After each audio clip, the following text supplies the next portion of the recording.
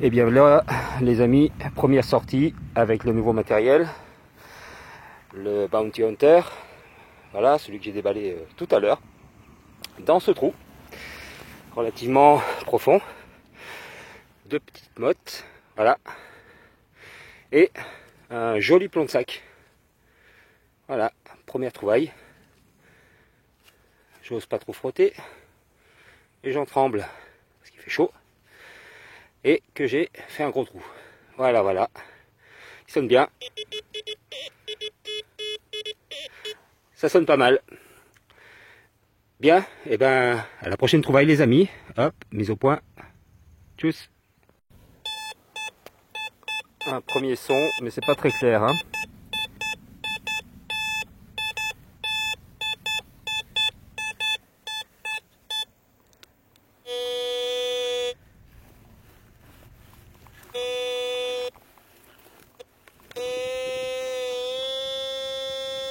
Eh bien on va creuser, on va voir ce que ça donne. Je vous reprends tout de suite. Bon, eh bien dans ce trou, comment vous dire, bon, assez profond quand même. Ça sonne, hein. Eh ben, bout d'aluminium. Eh ben voilà, il est content le Zorg. Il a fait encore un trou pour rien. Bon, allez. Le champ est sympa, je vais vous montrer quand même. Voilà, bordure de route. Alors j'évite la bordure de route bien sûr. Voilà, 2 petits hectares en haut et puis 1 hectare ici. Voilà, le propriétaire m'a donné l'autorisation il y a quelques semaines. Voilà, bah écoutez, à la prochaine trouvaille. Bon, et bien les amis, probablement le dernier ou l'avant-dernier trou.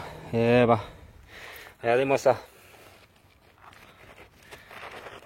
De la rouille. Plein de rouille. Ça sonnait bien pourtant, hein. Bah, je vais vous montrer ce que c'est. Voilà. C'est tout simple. Une bombe. Voilà.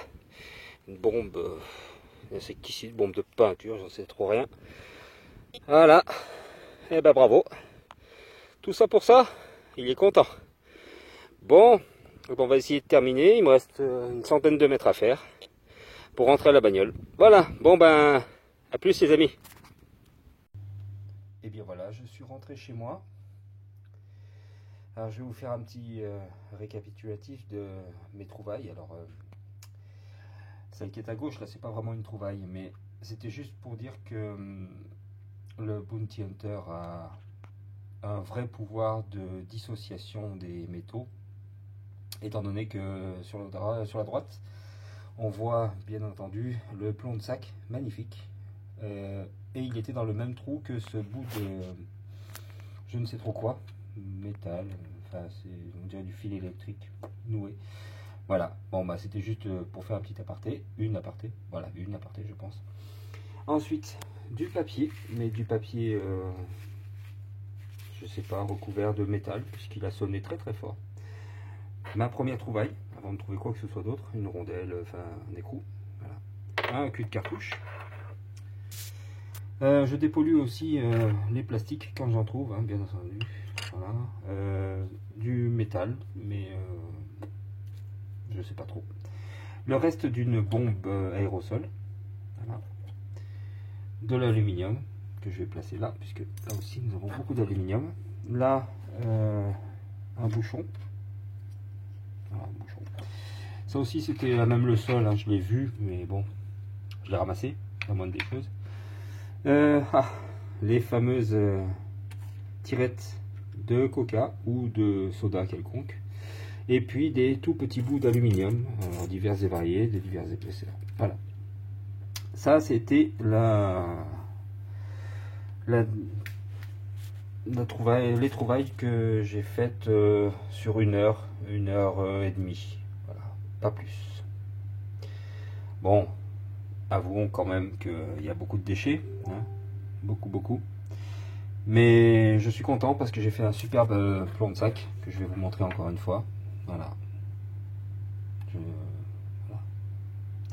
Marseille, là je n'arrive pas à lire, mais je regarderai ça à la loupe bino. Voilà, maintenant Je vais vous montrer ce que j'ai trouvé de bien et de pas bien sur mon nouveau détecteur. Et puis, je vous reprends tout de suite.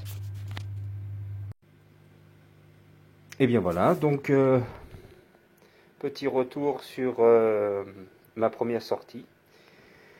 Par quoi vais-je commencer? Je vais commencer par le support de bras. Alors, oui, effectivement, je le voyais carré. Bon, ça me gênait un petit peu, mais bon, je me disais qu'à l'usage, ça aurait pu être sympa. Mais, petite chose, c'est que quand on l'a en main, voilà, c'est que ça touche des deux côtés. Voilà, le ballon en fait se fait malheureusement comme ça quand on n'a pas de veste, quand on a le bras nu. Quand on a le bras nu, c'est pas idéal. Voilà, première chose. Deuxième chose, ben, c'est que moi j'ai les bras courts. Bon, ben, vous allez vous moquer, mais voilà, ça m'arrive presque au niveau du coude. Ce qui fait que ben, c'est usant. Et cette partie-là frotte contre ma hanche et finit par être douloureux. Mais bon, je pense que je vais le rapprocher un petit peu, quitte à avoir un bout de canne qui dépasse, c'est pas si grave. Ensuite, que dire de plus à part le fait que j'ai juste rajouté ceci. Donc un petit module Bluetooth, voilà, qui s'est décroché, qui est tenu par du scratch, tout simplement, avec l'adaptateur. Donc ça me permet d'avoir un casque sans fil. C'est simple d'utilisation, de bonne qualité. Je l'ai payé une dizaine d'euros environ. Voilà, donc si vous voulez les coordonnées de la bestiole, je me ferai plaisir de vous le donner. Concernant le disque lui-même, bah, rien de spécial, très bon. Et encore tout sale. Je vais encore salir mon canapé, voilà. Et que dire de plus? Très précis. On sait exactement où creuser. Vraiment un très bon appareil. Alors pour répondre à Bazor, il n'y avait pas de rondelle en caoutchouc. Tout simplement parce que le serrage suffit. Voilà, c'est pas prévu du tout. Ou alors c'était vraiment pas vendu avec, mais ça tient très bien. Hein. C'est très difficile à manœuvrer quand c'est bien serré. On verra à l'usage donc, hein, comme j'ai dit. Mais pour l'instant, je suis très satisfait de ce matériel. Voilà. J'ai pu régler le volume, faire des réglages, on va dire, précis. J'ai dépollué, bien sûr, beaucoup dépollué. Et c'était volontaire, j'ai fait des trous pour voir ce qui se cachait, pour voir ce que voulait dire ce son en particulier. Voilà, comme dit Bazor, faire une petite grille et essayer de comprendre comment réagit et comment sonne la machine. Bon, écoutez, je dirais que ce matériel est très bon, en tout cas de mon point de vue. De là à dire qu'il est le meilleur, certainement pas.